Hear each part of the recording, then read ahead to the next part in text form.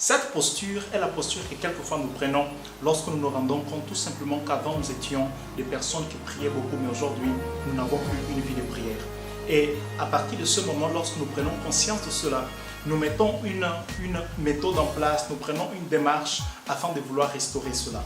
Mais pendant plusieurs temps, plusieurs méthodes, plusieurs démarches pour restaurer notre vie de prière, nous nous rendons tout simplement compte que davantage nous nous enfonçons et nous n'arrivons pas à nous en sortir.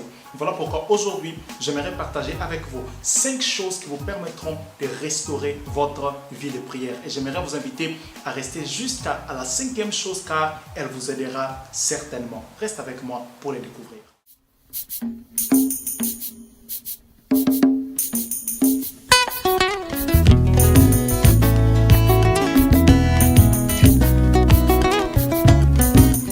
Alors, comme je disais tantôt, je partage aujourd'hui avec vous 5 choses qui vous permettront de restaurer votre vie de prière. Oui, il nous arrive quelquefois de perdre notre vie de prière, perdre notre rythme dans la prière, car tout simplement les soucis de la vie, les échecs à l'école, les échecs professionnels, des blessures de l'âme font de sorte que nous abandonnons notre vie de prière. Mais le Seigneur, il sait comment nous restaurer par son esprit, car Dieu est un Dieu de restauration. Les 5 choses que je partage avec vous aujourd'hui, après avoir appliqué ces choses, certainement, votre vie de prière reprendra. Peut-être que vous serez plus à l'aise avec l'une ou l'autre. Essayez pour voir laquelle parmi ces 5 choses vous permettront de mieux reprendre votre vie de prière. C'est parti. La première chose que je partage avec vous, c'est lorsque vous voulez reprendre votre vie de prière, cherchez à avoir un partenaire de prière.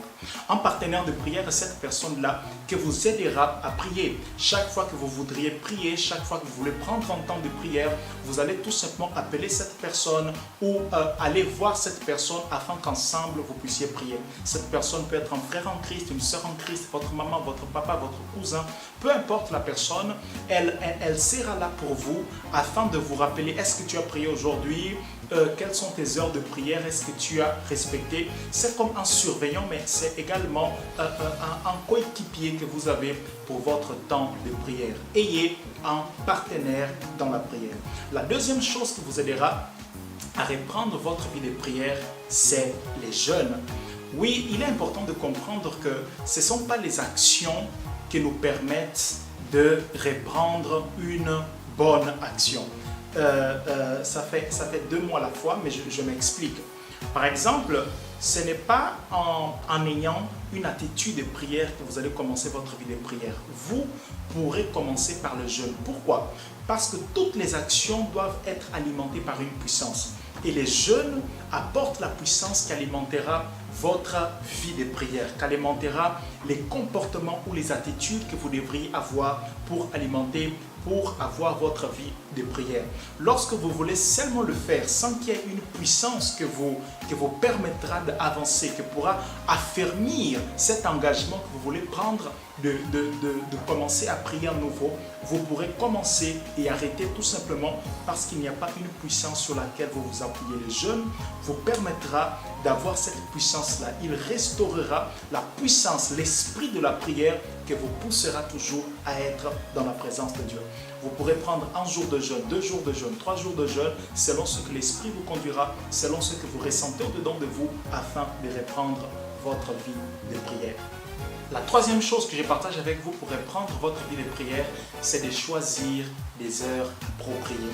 Si vous êtes quelqu'un qui n'avait pas l'habitude de vous lever très tôt, alors ne choisissez pas les heures entre 3 heures, 5 heures, parce que lorsque votre cerveau va faire cette association, perdre le sommeil pour prier, il ne vous permettra pas de vous réveiller pour prier. Mais si vous êtes quelqu'un qui avait l'habitude de vous réveiller très tôt, vous pouvez choisir ces créneaux-là parce que vous avez cette habitude. Mais sinon, choisissez l'heure où vous êtes plus productif, où vous êtes plus éveillé. Ça peut être à 9 heures, ça peut être à 10 heures, ça peut être 11 heures, ça peut être 13 heures.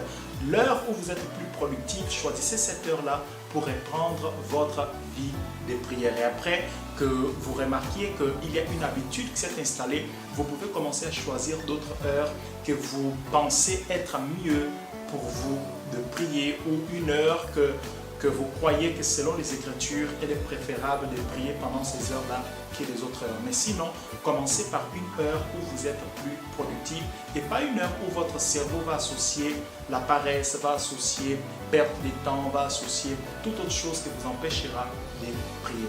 Et la quatrième chose, c'est de connaître les raisons pour lesquelles vous priez. Quand vous savez les raisons pour lesquelles vous priez, il est facile pour vous de reprendre votre vie de prière. Quelquefois, nous avons du mal à reprendre la vie de prière parce que nous avons oublié finalement pourquoi nous prions. Pourquoi nous prions? La prière permet d'éviter la tentation. La Bible dit prier, veiller et prier afin de ne pas succomber, afin de ne pas tomber dans les tentations. Donc voici l'une des raisons pour lesquelles nous devons prier. Nous devons encore prier. Pourquoi? Parce que Dieu, il est digne des louanges. Lorsque nous venons dans la prière, c'est afin de les louer. Pourquoi je me lève pour prier? Pourquoi je décide de prier pendant ce moment? Tout simplement parce que Dieu, il est digne des louanges. Et même si je n'ai pas un autre sujet, si je n'ai pas une raison pour prier, alors je viens dans sa présence juste pour les louer. Une autre raison, c'est d'être reconnaissant envers Dieu. Dieu a fait tellement de choses dans ma vie. Aujourd'hui, je suis en vie, je respire. Toutes mes facultés physiques, intellectuelles sont opérationnelles. Alors, je viens dans sa présence pour lui dire merci. Et il y a encore beaucoup d'autres raisons pour lesquelles nous prions. Alors, quand vous notez et que vous savez fermement les raisons pour lesquelles vous priez, ça vous permet également de reprendre votre vie de prière. Et la cinquième chose que je crois être vraiment très importante et que dès que vous l'appliquiez, vous allez voir une différence totale dans votre vie de prière, même dans le temps que vous prenez dans la prière, c'est de commencer à prier avec les Écritures. Priez avec les Écritures. Par exemple, vous dites, moi je prie à 9 heures. Je suis en train de reprendre ma vie de prière. Je ne sais pas forcément quoi dire à Dieu dans la prière. Je ne sais pas comment me tenir, quoi faire. Alors, comment je commence? Je commence à travers les Écritures. Je prends par exemple Psaume 23 et je commence. Le Seigneur est mon berger. L'Éternel est mon berger. Je ne manquerai de rien. Alors je commence à prier, Père, je te rends grâce car tu es mon berger, je ne manquerai de rien. Aujourd'hui, je peux commencer ma journée étant assuré que je ne manquerai de rien. Je ne manquerai pas le pain en ce jour. Je ne manquerai pas la paix, je ne manquerai pas la joie car tu es mon berger. Je te suis totalement reconnaissant, Seigneur. Donc, quand vous lisez les Écritures et que vous décidez de prier par les Écritures, ça vous permettra d'avoir plusieurs sujets de prière et ainsi, vous pourrez dire plusieurs choses à Dieu. Et d'ailleurs, vous serez en train de faire l'une des prières que je crois être la plus importante, c'est de prier selon les Écritures afin qu'elles prennent vie en nous. Donc, voici ces 5 choses qui vous permettront de reprendre votre vie de prière. Comme je disais au début, essayez l'une et l'autre et voyez laquelle vous permet plus facilement de reprendre votre vie de prière. Et dites-moi dans le commentaire après que vous ayez essayé ou même maintenant, lesquelles parmi ces 5 choses vous croyez être la plus efficace pour que vous puissiez reprendre votre vie de prière. Mais dites-moi également si vous avez d'autres choses qui permettent de reprendre la vie de prière. Dites-les dans le commentaire, peut-être ça permettra d'aider quelqu'un. Alors, avant de finir, j'aimerais vous faire cette invitation. Si vous êtes nouveau sur cette chaîne et que vous n'êtes pas encore abonné, vous êtes juste arrivé ici parce que vous étiez en train de chercher à comment répondre votre vie de prière, je vous invite à vous abonner, d'activer la cloche afin d'être au courant des nouvelles vidéos que je serai en train de partager avec vous chaque semaine. Si vous n'êtes pas nouveau, vous êtes déjà inscrit sur la chaîne, je vous demande de partager cette vidéo. Vous êtes déjà abonné, je vous invite de liker afin que YouTube puisse davantage mettre cette vidéo à la disposition de plusieurs autres personnes, mais également la partager pour que nous puissions avoir un plus grand nombre de vues et être ainsi en train de participer à l'édification d'un plus grand nombre. Que les Seigneur vous bénisse abondamment et à très bientôt.